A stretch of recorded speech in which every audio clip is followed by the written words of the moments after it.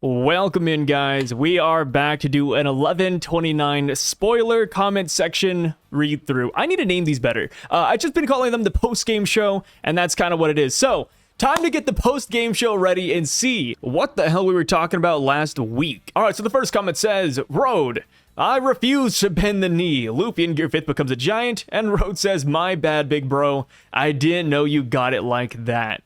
Yeah, the thing is that Luffy, there's not really a cap as to how big he can get in his Gear 5th form. Like, we've never seen him say, like, this is my grandest form or anything. No, he's gotten big and he's fought Kaido, and we don't really know, like, the exact measurements, but there is a chance he could be bigger than Road. There is a chance that Luffy can be bigger than your average giant. So yeah, the minute he whips that out, I feel like a lot of giants over on Elbaf will end up respecting him, or at least get over the whole size differential. So right below though, they say, Nami defeating another navigator. Start the Nami versus Lafitte agenda. Yeah. I mean, the funny thing about Nami defeating Road is, yes, they're both navigators, but also you have to keep in mind that there's not a lot of navigators in the series. I went back and I counted. I believe there are less than 10 confirmed navigators in the entire series of One Piece. I'm sure there's more navigators, but Oda hasn't ever came out and made that distinction saying, oh, by the way, this guy's the navigator of the Big Mom Pirates. He's never done that. You know, he just gives us characters now, and he's like, yeah, this is like the Minister of Biscuits, and that's about it. So yeah, the fact that Nami defeated another navigator, I think is pretty hype. And I remember back in the day, this is a long time ago, but back when we were in Jaya, and we saw Bellamy's crew, I was like, oh shoot, who's the navigator of this group, right? Who is Nami gonna defeat? And it turned out it was some guy named Eddie who we never saw again. You know, Luffy beat Bellamy, and then that crew just fell apart. So yeah, it's nice seeing Nami go against somebody who has the same profession as her. It kind of reminds me of Sanji versus Wanze from CP7, right? Wanze was like the ramen kempo guy. He was also a chef, and I don't know why, but I really just do love these profession-based matchups. Another thing I really liked about Nami defeating Road with Raite and Zeus is that, in a weird way, this is kind of like a parallel or like a callback to Enel. I mean, come on, lightning-based attack, sun god. I mean, come on now, right? Like, I couldn't help but think of Enel when I saw this, because realistically, like, you know, Enel uses lightning attacks on Luffy, who's the sun god, and it doesn't work. But this time around, since the sun god is fake, it does work. I feel like there's some nice poetic elements at play here, but yeah, I mean, maybe this is the, you know, foreshadowing an Enel comeback, or maybe I'm just crazy. All right, so this one says, he dressed Nami, question mark? Immediate execution, no questions asked. Edit. Honestly, Luffy's growth made me feel like a proud parrot. Two very different wavelengths. One says, yes, kill this guy for dressing Nami. But also, I love to see Luffy's growth. Yeah. I mean, here's the thing, right? Back when we first saw Nami dressed up in her Elbaf clothing in 1126, this was a question that people were asking. They were like, wait, how did Nami get dressed? Did a guy dress her while she was unconscious? Or did she do it while she was drunk and hallucinating off of Green Fairy? Now that we know the answer, I mean, of course, the guy needed his comeuppance, right? Whether it's Nami that takes him down or whether it's Sanji that takes him down, they're not going to get out of this scenario A-okay, right? That's just how it is. And I think it's really cool because a lot of people did comment that back like 2-3 weeks ago. So it's nice seeing that this actually mattered, right? Like, oh, like who dressed Nami? I don't know. And then this time around, it comes full circle and it's like, okay, it does matter, right? We got to take this creeper down. So now, going down to the next comment, they say that Gear 4th can finally be added to base Luffy in power scaling. And I didn't want to talk about the power scaling elements of this necessarily, but I thought this was really interesting because I saw another comment further down, which I don't know if we'll find, so I kind of, piggybacked it on this one. But somebody said, hey, if Luffy can activate Gear 4th while in base, then that means he can fly. Because Bounce Man, it can like suck his legs in and he starts propelling himself in the sky. So it's like, wait, if he can use Gear 4th in base, then he technically could just glide through the air. Like, I remember back in the day, he used to do the UFO ability like once or twice, and that's how he got around in the air. But now he can legitimately just fly. It's kind of crazy to think about. But yeah, Gear 4th being added to base Luffy, I think is amazing. It makes a lot of sense. And I just love that we're going to be seeing a lot more of Gear 4th, but in a brand new light. So it's not going to feel repetitive, right? Even though he's using the same abilities he has been for the past 400 chapters, it's going to have a new feel to it because he's using it in base Luffy form, if that's what we want to call it. All right, so the comment below says, another blow to the legacy of giants. You love to see it. Yeah, I mean, Oda just has a tendency of making giants not look great when they're first introduced, or at least in their first battle, right? Oimo, Kashi, Dory, Brogy, Haruden, Road, John the Giant. Like, these guys always lose their first fight. And then when they come back, much stronger. Harden versus MacVice, pretty decent battle, right? Dory Brogy here on Egget Island. Dory Brogy versus the Goldfish, fantastic. Oimo and Kashi versus, well, they didn't really like fight him, but they held them down. They held down Venus. And it's like, yeah, like giants always fall and stumble before they take off running, in my opinion. And Road is no different. And actually, you know, I don't want to be a Road coper, but we did beat Road while he didn't have his katana on him. Road wasn't at full power. You know, it's like fighting Zoro without the swords. Did you really beat Road? You know what I mean? Jokes aside, though, we don't know if Road is actually a skilled swordsman. He had a sword in his cover page debut, but can he actually use that sword is another question entirely. Because this guy's a nerd. This guy is an otaku. He's one of us. I mean, I'm just going to say he's one of us. You know, it's a guy with a katana. Maybe he just really loves Wano culture, and he just thinks he's a master of the blade. But in reality, he's a loser. Time will tell. Time will tell. So we have a response right below, though, and they say, giants, much like the Vice Admirals, much like the Vice Admirals pre-time skip, they were legit threats in his lobby. But then again, Harden was one-shotted by Luffy and Dressrosa as he was too quick. Road and the other three new giant pirates being weaker than Harden means they match very poorly versus the Straw Hats top 5. Didn't the Giants lose every fight versus the Whitebeard Pirates of Marineford? The strongest nation dash race will be tested soon, or will soon be tested. And yeah, I agree. Like, we have met very lackluster giants, or at least, like I said, giants that didn't perform well in their first showing, but I do feel like we will meet some heavy hitters here on Elbaf. There's no way we don't, right? Whether it's with Loki, whether it's with the Royal Guard, the King of Elbaf, I feel like there's gotta be at least one or two giants who are insanely powerful. And again, we haven't met a giant with a special or unique devil fruit, right? People always look back at San Juan Wolf and he's a giant with a giant fruit. Like, come on, right? Like, he could have had a Logia, a Paramesi, a giant with a giant fruit. Nah, man, I don't count that one. But yes, dialing it back, I feel like there will be some crazy giant here in Elbaf that is just powerful day one. That is what I hope for, at least, right? I want to see why the giants are known as the strongest race. Of course, per capita, you know, based on size alone and how many humans they can take down on average, yeah, giants are stronger, but I just want to see if they can hang with the big dogs. Do we have a giant out there who can clash with Luffy or, you know, have the same durability as Kaido or just something ridiculous, right? I feel like there's got to be at least one guy out there. All right, so this comment says, so back when everybody was really looking into the errors and or printing mistakes a handful of chapters ago, it makes perfect sense now why Luffy said Gear 4 and everyone thought it looked like Gear 3, since he can now use Gear 4 in just his limbs and not his entire body. That doesn't explain the other mistakes from the chapter, though. And I think it's just because they're mistakes. I mean, I hate that I keep on bringing up these comments, but yes, I do believe they're just still mistakes. Of course, Gear 3 versus Gear 4 was the most egregious one, but now that that's been explained in this chapter, I think the other mistakes are just that, and it will be corrected when the volume releases. I think the most notable one that people pointed out was the sword turning into an axe, and that's such a small background detail. I feel like that will be fixed.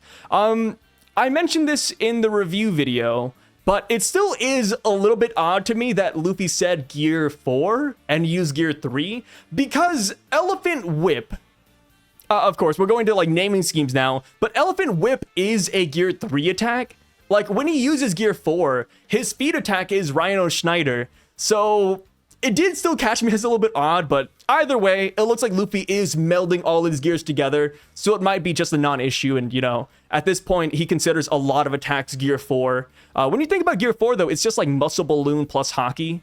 So, yeah, maybe it's just an upgraded version of Elephant Whip that we'll see in the anime. You know, maybe when Luffy whips it out, it has that special Gear 4, you know, trimmings to it, which I think would be awesome. He'll have a full transformation. And yes, this is how I felt ever since we got the reveal that Luffy has a Zoan fruit.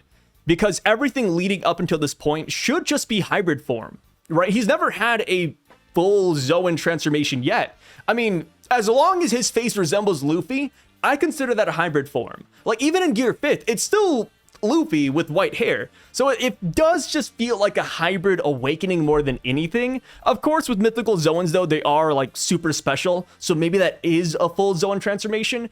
But personally, I feel like there is still one more level that he can hit. I don't know if we want to call it Gear 6. I feel like that'd be a little bit silly. Actually, no, Luffy would call it Gear 6, right? Because Luffy doesn't know he has a Zoan. So yeah, it would just be Gear 6. And then it would complete the whole thing where Luffy has the whole number thematic of 5-6, right? When he used the baseball bat against Saturn, it said 5-6. When Luffy wears a shirt as a kid, it says 5-6. I think there will be a Gear 6, and it will be a full Zoan transformation. The reply down below says, what will it look like? Will it look like the sun? And personally, I feel like it might just look like Sun God Nika. Of course, we don't know what he looks like yet, but we did get the whole thing where he has like a sword, a spear. He also has like loincloth, I think. I don't know what that was. He had like some weird pants on, or no pants, I guess. But yeah, I think he's gonna look just like Sun God Nika. If I had to draw an apt comparison, it could be like in Bleach when Ichigo is fighting Aizen and he uses his final Getsuga Tensho. That's kind of what I'm imagining. I could be totally wrong. This one says, that's Oda's way of introducing the politics of Elbaf about the world and other people, but in a One Piece kind of way. As we move forward, we will see the darkness behind Elbaf and factions dividing the country. And I completely agree. And I feel like this has kind of been, not hinted at, but it's always been a possibility coming into this arc, right? We have an island full of giants. Giants love to fight. They pick the most random squabbles and run with it. Dory and Brogy are a prime example. They were fighting over who had the bigger dinosaur, right? They were fighting for 100 years because of that.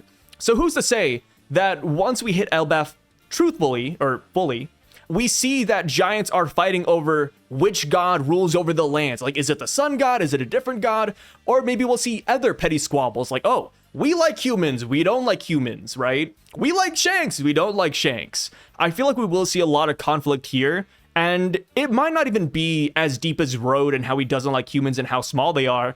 It could just be that people want to fight here. And that's why there's political divide. It could be the conflict of Elbaf even. And then kind of bouncing off of that, I do wonder how they would treat a giant that doesn't want to fight. A giant that doesn't want to partake in politics or squabbles, right? Will they be treated like Saul? Because Saul said that the giants of Elbaf are savages. And then where is Saul now? Well, he wasn't chilling in a village. Every shot we've seen Saul, now that we've known he's alive, he's been in the woods by himself. So yeah, more so than not, I am excited to see how the giants function in their land. All right, so this comment says, the crow getting the OG Straw Hat crew reminds me of Luffy being taken by that bird in the beginning when it was just him and Zoro. Yeah, that's like chapter 3 or 4. And Luffy was just talking to Zoro, and then all of a sudden, a random giant bird picks Luffy up and then takes him to the next island. It is ridiculous. And that is what happened here. They also go on and say crows also like things of high value and returns it to them. Yes. Funny enough, I remember watching a documentary a couple years back, and it was about how this little girl had like 10 or 20 crows that she kept on feeding in her backyard. And every day, because she feeds the crows would bring back like trinkets and coins and bracelets to her. And it's ridiculous, man. And it's such a trait of crows that you can even see this in a lot of modern games as well. The first game that just pops into my head is Dark Souls. If you drop an item in the crow's nest, the crow will bring you back an item later. Like, so yeah, crows just love bringing random garbage back. And this time around, Road got really unlucky because the crow brought back a high-valued item. The Straw Hats. I mean, if we were to put a monetary value on them, the Crow pretty much brought back 6 billion berries. Well, 6 billion? Let me see. Luffy is 3, Zoro's 1, Sanji's 1, so that's 5 right there, and then plus Usopp is 500, and then you add in Nami, who's like 366? Yeah, I mean, it's almost, if you round it up, it's 6 billion berries. Brother, the Marines should be doing this. Akainu, man, where's your Crow, dude? Like, the fact that there is a sleeping mist belt in the world of One Piece, I'm surprised people just don't take advantage of it. I guess Road does, right? Like, weirdos like Road who want to kidnap people and dress them up and play dolls with them, sure, they take advantage of it, but I'm surprised no heavy hitters do. Like, then again, I wonder if the Marines, like, you know, Akainu, Kizaru, and all them, I wonder if they look at this and they're like, yeah, there's no way the Straw Hats would roll through that, right? Right? This comment says, Luffy smiled at the end of the chapter because he saw a giant beetle. That's actually not a bad guess. I mean, Luffy does love beetles. Luffy found a beetle on Egghead Island. Luffy commented on how the samurai armor back in Wano looked like beetles. So yeah, Luffy will see a beetle now that he's here on Elbaf. It's like guaranteed, right?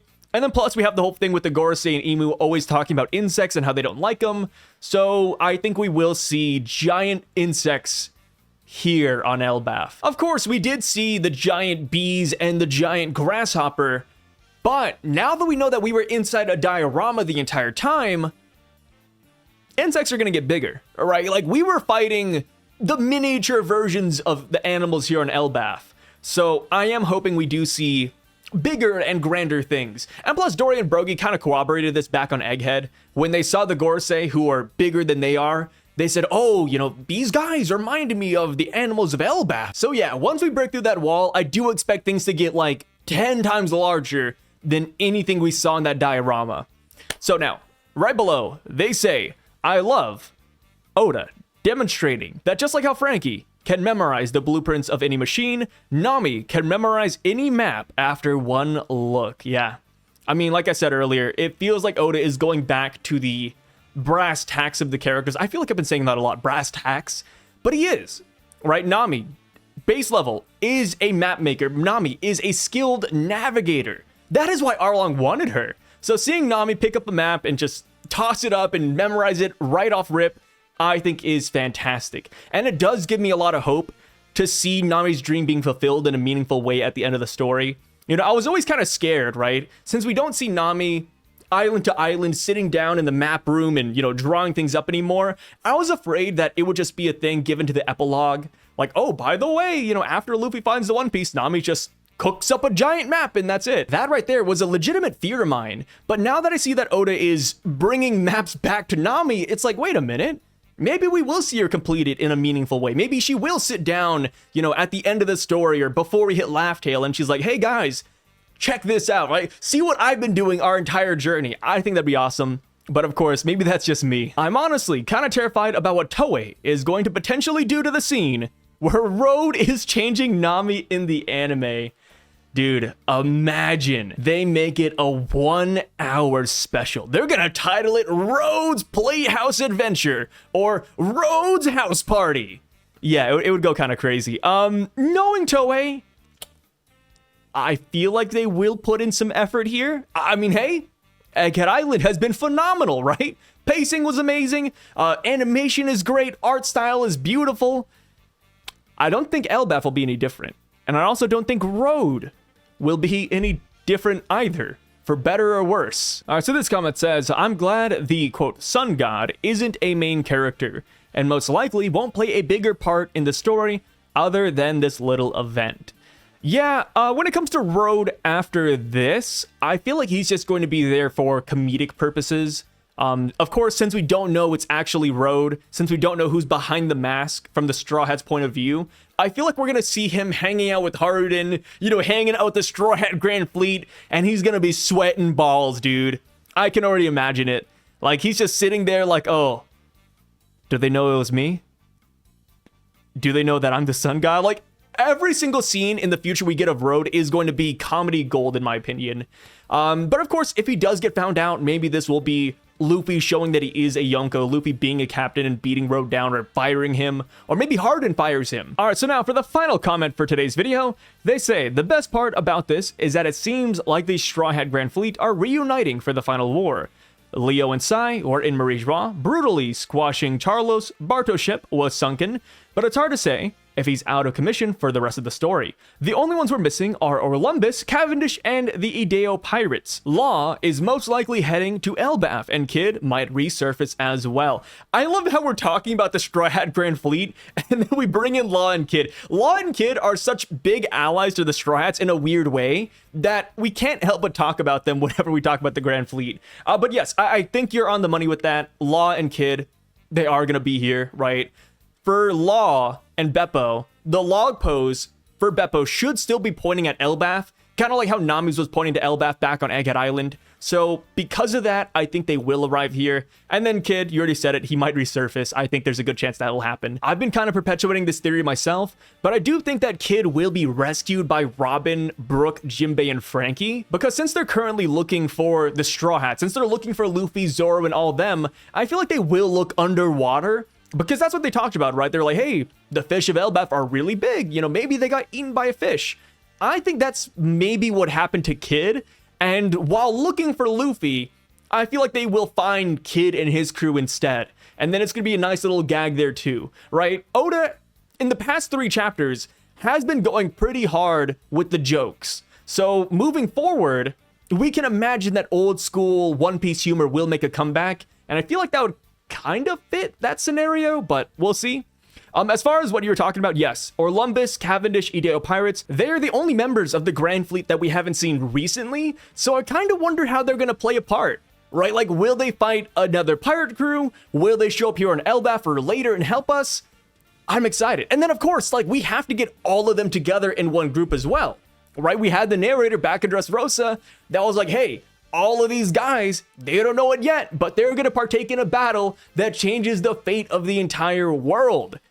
So it's like, dude, not only do we have to see them, but we have to get these boys together. What is going to be the trigger for that? Because Luffy said, hey, if I need help, I will call out to you guys. If you need help, call out to me. I can't imagine a scenario where Luffy goes in front of a camera, goes in front of Big News Morgans, or in front of a speaker and says, hey, Grand Fleet, you need to show up. Like, I need you now. Like, I wonder what that's going to look like, because Luffy so far hasn't given any orders to his Grand Fleet at all. So the minute he does, it's like, dude, what is triggering that, right? What event would push Luffy so far that he would have to ask for his allies to show up and throw their lives in harm's way to help him? I think it could be to save Garp and fight Blackbeard, or it could be to fight the world government. Even then, it's like Luffy, he usually just charges into these scenarios head first. Like Egghead Island, for example, right? Like, he could have called the Grand Fleet there because they had a whole 24 hours to prepare for the invasion of the Marines, but he didn't call them. So I just can't, like, if Luffy goes to war, the Straw Hats are such a one-man army that they kind of don't need the Grand Fleet. So now I'm just wondering, like, who would be the big bad guy here? Would it be the world government? Would it be the Blackbeard crew? I'm kind of leaning towards Blackbeard, because Blackbeard has so many random pirates underneath his wing that maybe he's like, hey, guys, go fight them, and then I'll fight people. I don't know. Hard questions, man, hard questions. But with that being said, though, guys, that is where I'm going to end today's video. Thank you so much for stopping by and checking out these comments with me. I really freaking appreciate it. And of course, I'll catch you guys when the spoilers for 11:30 releases. And also, apparently there's going to be some big One Piece news - One Piece anime news that comes out in the next 24-ish hours. So stay tuned for that. We might be covering it here or just talking about it in general. But yes, it is One Piece Festival Day. So if you're in Japan, they will be marathoning a bunch of One Piece content. And it sounds like a fun time. Hopefully, we leave the next 24 hours with a movie confirmation, but I'm just being hopeful. So I'll catch you guys later. My name is Sai, and I'm signing out. Peace.